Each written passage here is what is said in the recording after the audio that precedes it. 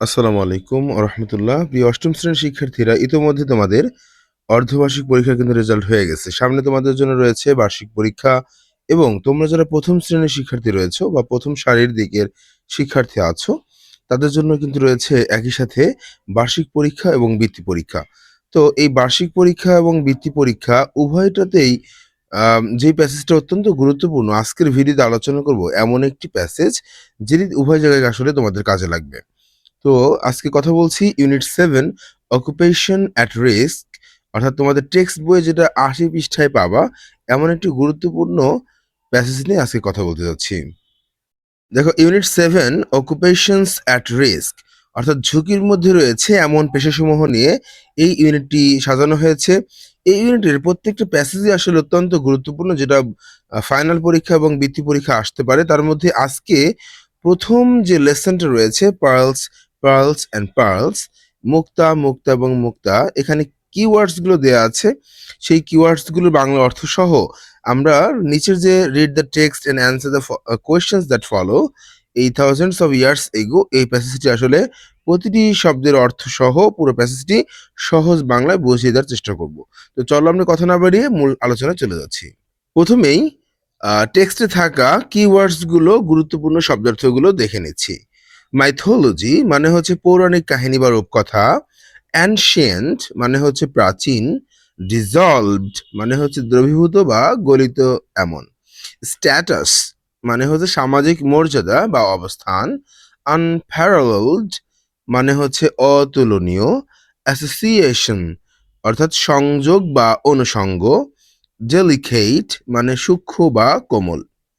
এবার আসি সেকশন বিতে, মূল অনুচ্ছেদের যে লাইন বাই লাইন বাংলা অনুবাদ আমি তোমাদেরকে করে দিচ্ছি। আমাদের আজকের লেসনের মূল হেডলাইন ছিল পার্লস, পার্লস, পার্লস। প্রথম লাইনটি শুরু হয়েছে থাউজেন্ডস অফ ইয়ার্স এগো, হাজারো বছর আগে। দ্য ফার্স্ট পার্ল, সর্বপ্রথম যে মুক্তা, ওয়াজ প্রবাবলি ডিসকভার্ড, সম্ভবত আবিষ্কার করা হয়েছিল। While human beings were searching for food at the sea shore. While মানে যখন, হিউম্যান বিংস মানে মানব জাতি, ওয়ার সার্চিং খুঁজতেছিল, ফর ফুড খাদ্যকে, অ্যাট দ্য সি শোর মানে হচ্ছে সমুদ্র তীরে। অর্থাৎ হাজার বছর আগে মানুষ যখন সমুদ্র তীরে খাবারের সন্ধান করছিল, সম্ভবত তখনই প্রথম মানুষ মুক্তা আবিষ্কার করেছিল। তো এই প্যাসেজে কিন্তু ডিসকভার শব্দটি আমরা পেলাম, সাথে ইনভেনশন মানেও কিন্তু আবিষ্কার। এই দুটির মধ্যে বেসিক যে পার্থক্য সেটি কিন্তু আমি অন্য একটা ভিডিওতে আলোচনা করেছি, তোমরা চাইলে সেই ভিডিওটা দেখে নিতে পারো। নেক্সট লাইন দেখি। থ্রু আউট হিস্ট্রি, ইতিহাস জুড়ে বা ইতিহাসের পরিক্রমায়, the pearl with its shine, মুক্তা তার উজ্জ্বলতা নিয়ে, has been one of the most highly valued James.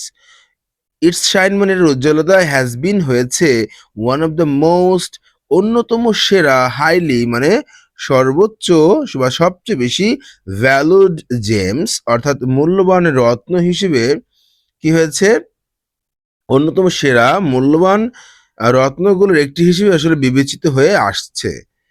এরপর লাইন হলো পার্লস হ্যাভ বিন মেনশন, মুক্তাকে হ্যাভ বিন মেনশন মানে উল্লেখ করা হয়েছে, ম্যানি টাইমস অনেকবার, ইন রিলিজিয়াস টেক্সট ধর্মীয় গ্রন্থগুলোতে, অ্যান্ড মাইথোলজিস এবং পৌরাণিক কাহিনীতে, ফ্রম দ্য আর্লিয়েস্ট টাইম প্রাচীন কাল থেকেই বিভিন্ন ধর্মীয় গ্রন্থ এবং পৌরাণিক গ্রন্থে মুক্তাকে আসলে উল্লেখ করা হয়েছে।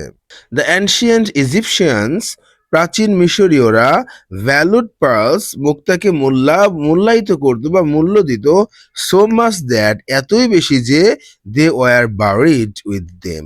দে ওয়ার বারিড প্যাসিভ ভয়েস খেয়াল করে দেখো, তাদেরকে কবর দেয়া হতো, সমাহিত করা হতো, উইথ দেম এগুলো সহ, অর্থাৎ মুক্তা সহ কবর দেয়া হতো। অর্থাৎ এতটাই তারা মূল্যবান মনে করত যে তারা মৃত্যুর সময় সমাহিত করার সময় তাদেরকে মুক্তা দিয়েই তাদেরকে সমাহিত করা হতো। ইট ইজ সেইড দ্যাট, এটা বলা হয় যে, দ্য ফেমাস কুইন বিখ্যাত রানী অফ ইজিপ্ট, অর্থাৎ মিশরের বিখ্যাত রানী, Cleopatra would dissolve a pearl in a glass, অর্থাৎ মিশরের বিখ্যাত রানী ক্লিওপেট্রা উড ডিজলভ মানে কি গলাতো বা ভিজিয়ে রাখতো মুক্তাকে ইন এ গ্লাস, একটা গ্লাসের মধ্যে, অ্যান্ড ড্রিঙ্ক ইট, এবং এটা পান করতো as a sign of love and respect for the entire nation. এবং এটা পান করতো কি হিসেবে? অ্যাজ এ সাইন মানে চিহ্ন হিসেবে। কিসের চিহ্ন? অফ লাভ অ্যান্ড রেসপেক্ট, ভালোবাসা এবং শ্রদ্ধার চিহ্ন হিসেবে পান করতো। কাদের জন্য? ফর দ্য এন্টায়ার নেশন, পুরো জাতির জন্য।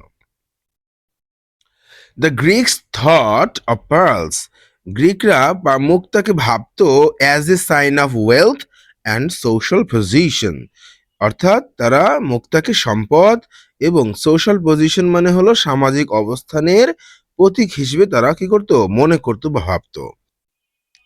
এরপর দেখি দ্য বিউটি অফ পার্লস, এই যে মুক্তার যে সৌন্দর্য, ওয়াজ অ্যাসোসিয়েটেড, এটা ছিল আসলে সম্পর্কিত বা অনুষঙ্গ যুক্ত কিসের সাথে? উইথ লাভ অ্যান্ড ম্যারেজ, অর্থাৎ মুক্তার সৌন্দর্যকে ভালোবাসা এবং বিবাহের অনুষঙ্গ হিসেবে কিন্তু আসলে মনে করা হতো বা দেখা হতো।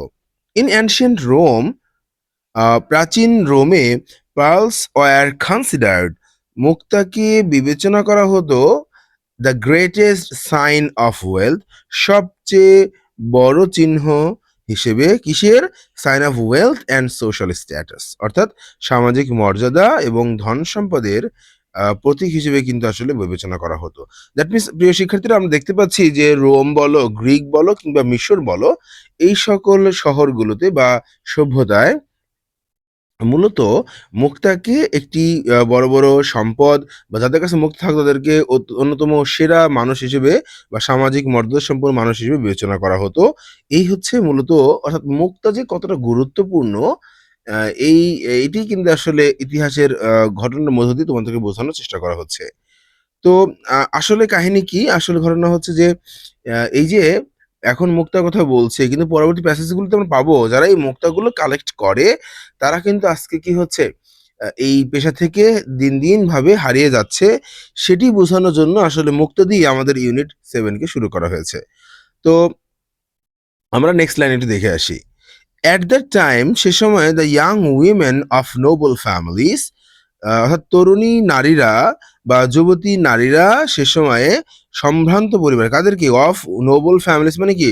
অভিজাত বা সম্ভ্রান্ত পরিবারের সুন্দরী নারীরা বা যুবতী নারীরা লাভ টু ওয়ার, পছন্দ করতো, কি করতে? ওয়ার মানে পরিধান করতে, বিউটিফুল পার্ল নেকলেস, অর্থাৎ সুন্দর যে মুক্তার মালা সেটা পরতে তারা কি করতো? পছন্দ করতো। এবং লাস্ট লাইন দেখি, দ্য ব্রেভ নাইটস, সাহসী যোদ্ধারা। তোমরা জানো যে ইংরেজ যোদ্ধাদেরকে কিন্তু নাইট বলা হয়।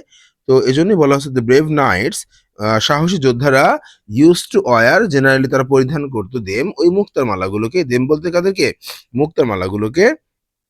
ইন দ্য ব্যাটলস, যুদ্ধক্ষেত্রে, ফর গুড লাক, সৌভাগ্য এর জন্য আসলে। তো এই ছিল মূলত টেক্সট। তোমরা আ কে কোন শ্রেণীর শিক্ষার্থী আমার ভিডিওগুলো দেখো? পাশাপাশি আজকের ভিডিওটা আসলে তোমরা কোন, কোন স্কুলে পড়ো, কোন, কোন ক্লাস থেকে দেখছো সেটি অবশ্যই আমাকে জানাবে। আমি তোমাদেরকে প্রয়োজনীয় এর পরবর্তী যেকোনো ভিডিও তোমাদের প্রয়োজন অনুসারে বাজাবো ইনশাআল্লাহ। তো এছাড়াও দেখো এই টেক্সটের নিচের দিকে যে কোয়েশ্চেন গুলো রয়েছে, যেগুলো তোমাদের আসলে পরীক্ষায় আসে, সেগুলো আমি নেক্সট ভিডিওতে আলোচনা করব। তো সে পর্যন্ত ভালো থাকবে সবাই। আসসালামু আলাইকুম ওয়া রাহমাতুল্লাহ। তোমাদের সাথে রয়েছি আমি ফজলুল হক গোলাপ স্যার, সহকারী শিক্ষক, রাজবাড়ী সরকারি বালিকা উচ্চ বিদ্যালয়। আসসালামু আলাইকুম।